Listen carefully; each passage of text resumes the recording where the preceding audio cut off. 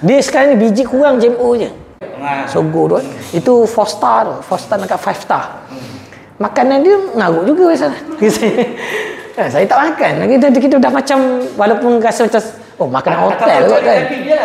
Dekat hotel cari buffet daging. Tak adalah. Kita kalau yang saya makan masa tengah hari tu, saya tak makan nasi pun. Macam tak ni. Jadi makan daging. Adalah makan lauk lah, makanan lauk apa ada kan. Tapi sayur tu mesti tengok macam tak boleh nak makan sayur tu. Nampak kita tak tahu cara dia masak tu. Ni sayur secadang ni cara saya akan nak makan sayur. Makan sayur yang dimasak sendiri. Sendiri tanam? Tak. Maknanya kalau kita masak lah, tanam lagi dahsyat. Kita yang sediakan. Dengan air garam tu lah. Okay.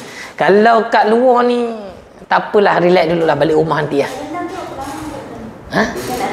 Dia 10 hingga 15 minit okey dah.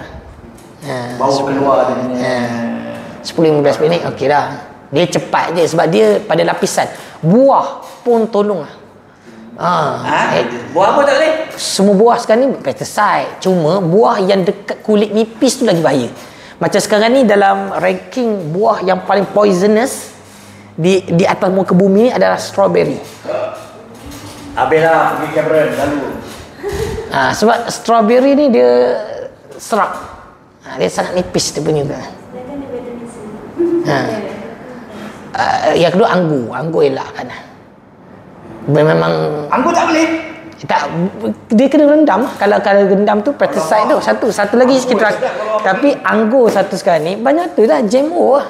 Sebab tu Riza dia kata kalau nak makan buah, contohnya dari dulu buah betik kalau kita belah tu banyak biji. Tapi kalau kita belah sekarang tak ada betik, tak ada biji, itu GMO.